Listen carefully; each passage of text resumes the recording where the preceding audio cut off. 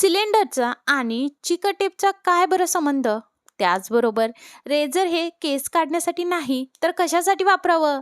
त्याचबरोबर हा दिवा कशासाठी आणि मसाल्यांच्या डब्याचं काय करत आहे? या सर्व प्रश्नांची उत्तरं तुम्हाला या व्हिडिओमध्ये भेटणार आहे. नमस्कार, मी प्राजक्ता तुम्हा सर्वांचं खूप खूप स्वागत करते आजच्या नवीन व्हिडिओमध्ये. चला व्हिडिओला सुरुवात करूयात.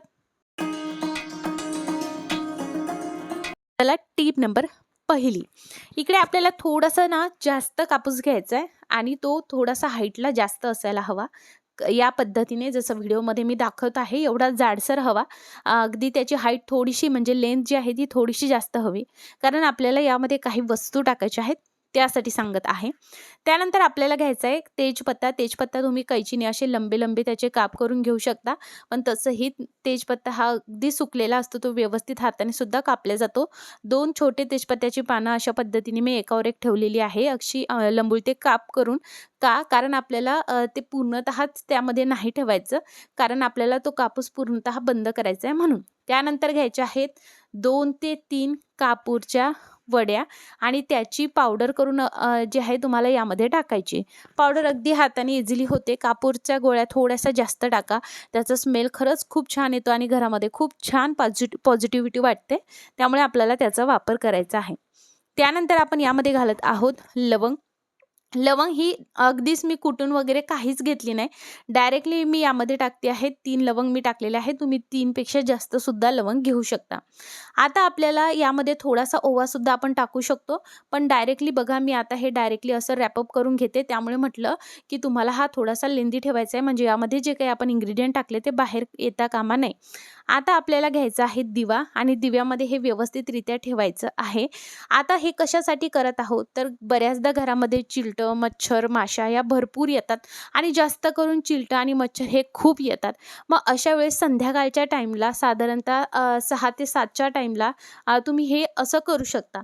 हे करण्यासाठी तुम्ही कडुलिंबाचं तेल किंवा मोहरीचं तेल वापरा किंवा मग हे दोन्हीही नसेल तर सरळ जे तेल तुम्ही दिव्यासाठी वापरता ते तेलाचा इकडे वापर करू शकता. तेल आपल्याला जास्त टाकायचं नाही. फक्त एवढं टाकायचं आहे की ही जी काही वात आहे, आपण एवढी मोठी वात केली आहे, ती फक्त तेलाने अशी ओलसर झाली पाहिजे एवढंच टाकायचं आहे. कारण आपल्याला वात जाळवायची आहे, तेल जाळवायचं नाही. म्हणून आपण हे अशा पद्धतीने केलं आहे. ओवा जर तुम्ही यामध्ये टाकला तर ओव्याचा पण खूप छान सुगंध यामध्ये येतो आणि नंतर हा दिवा लावायचा आणि तुम्ही बघणार की संध्याकाळच्या टायमाला जेव्हाही तुम्ही हा दिवा लावताय, तेव्हा एक गोष्टीची नक्की काळजी घ्यायची, ते म्हणजे दारं खिडक्या बंद ठेवायच्या आहेत आणि जिथे जास्त करून कानाकोपऱ्यामध्ये मच्छर असतात तिथे हा दिवा ठेवायचा आहे. याच्या धुराने खूप छान पद्धतीने तिथले चिलटं, मच्छर निघून जाईल.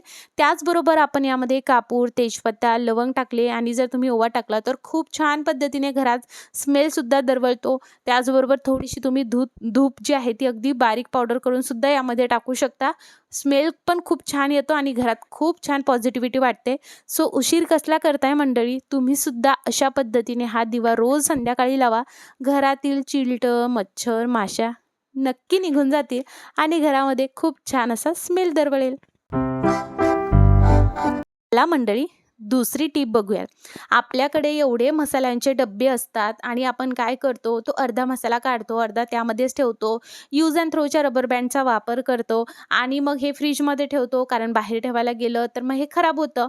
पण जर आपण ह्याच डब्यांची व्यवस्थितरित्या पॅकिंग केली तर किती छान पद्धतीने हे राहतील ना. मग काय करायचंय, वरचे जे काही 2 कागद आहेत त्यापैकी आपल्याला एक कागद आत टाकायचा आणि बाकीचे 2 साईडचे उरलेले ते पण आत टाकायचे. नंतर ज्या दोन्हीही बाजू आहेत, हे जे सांगतेय मी त्याच्याऐवजी जर तुम्ही व्हिडिओमध्ये व्यवस्थित बघितलं तर तुम्हाला व्यवस्थित कळेल. तुम्ही बघू शकता किती छान पद्धतीने आपण हे असं लावलेलं आहे आणि हे खूप छान पद्धतीने याची घडी झालेली आहे. आता तुम्हाला नसेल समजलं तर मी पुन्हा एकदा करून दाखवते. दिसायला किती सुंदर दिसते आणि असं वाटतं अगदी मार्केटमधून नेमकाच मसाला आपण खरेदी केलाय की काय.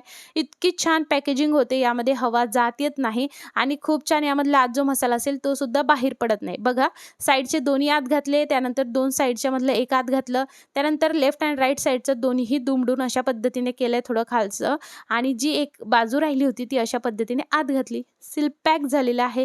सो मंडळी तुम्हीही तुमच्या मसाल्याचे पॉकेट्स अशाच पद्धतीने पॅक करा.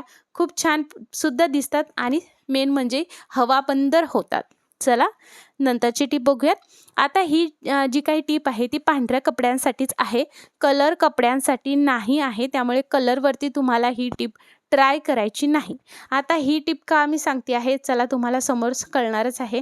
आपल्याला एक कमेंट आली होती की शाईचे डाग कसे जातील ते सांगा, पण त्यांनी हे नाही सांगितलं की कलर कपड्यावरती की पांढऱ्या. त्यामुळे मी आता असं समजते की पांढऱ्या कपड्यांवरतीच आहे, कारण पांढऱ्या कपड्यावरचे कसे डाग जातील यावरती सुद्धा भरपूर कमेंट्स आले आहेत. सो त्यांच्यासाठी आणि आपण बाकी सर्व आपल्या व्ह्यूअरसाठी आहे. मी इकडे कुंकवाचं पाणी करून पांढऱ्या शुभ्र कपड्यावरती टाकले, खाली फ्रुष्ट ठेवले जेणेकरून खालच्या याला डाग लागणार नाही म्हणून. बघा सगळं तुमच्या समोर करत आहे मी, काहीच आता याला हात न लावताना ब्रशचा वापर करता हा संपूर्ण डाग मी तुम्हाला काढून दाखवणार आहे.